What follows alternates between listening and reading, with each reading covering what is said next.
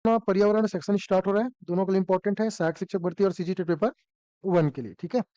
तक जो हमने सीजी टेट पेपर 1 के लिए जो चीजें पढ़ी हैं उसको थोड़ा सा रिपीटेड मोमेंट पे करेंगे, क्योंकि सामने एग्जाम्स में तो उनके परिप्रेक्ष्य से ज्यादा देखेंगे। हालांकि कोई अंतर नहीं है, चाहे सीजी टेट पेपर 1 की सिलेबस देखें या हम सहायक शिक्षक भर्ती की सिलेबस देखें, पूरे ईवीएस के पूरे सेक्शंस जो 8 यूनिट दिए गए हैं वो हुबहू है ना।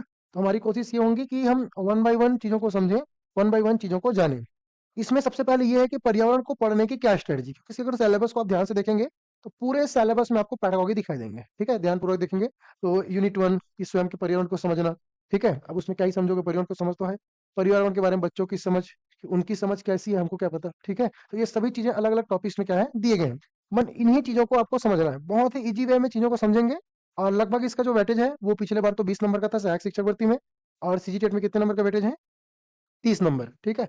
अगर ध्यानपूर्वक पढ़ा जाए, चाहे सहायक शिक्षक भर्ती के लिए हो चाहे शिक्षक भर्ती के लिए हो, इसमें आराम से आपके 30 में 30 लाए जा सकते हैं, 20 में भी 20 लाए जा सकते हैं। अगर शिक्षक सहायक शिक्षक भर्ती की बात करो तो पूरे 20 में 20 मार्क्स गेन किए जा सकते हैं, और सहायक शिक्षक में और सीजी टेट में आपके आराम से 30 में 30 लाए जा सकते हैं। बस आपको थोड़ी सी समझ होनी चाहिए सिलेबस की, क्योंकि बाय द वे गलती हम लोग यही कर देते हैं कि हमको सिलेबस ही नहीं पता होता है कि सिलेबस में दिया क्या गया है। ऊपर ऊपर हम लोग पर्यावरण पढ़ लेते हैं, पर्यावरण में जनरली हम लोग प्रदूषण पढ़ लिए, ठीक है, कुछ पारिस्थितिक तंत्र पढ़ लिए और चले गए। तो ऐसा नहीं, ठीक है, यहाँ पे थोड़ा सिलेबस थोड़ी सी अलग है, ठीक है।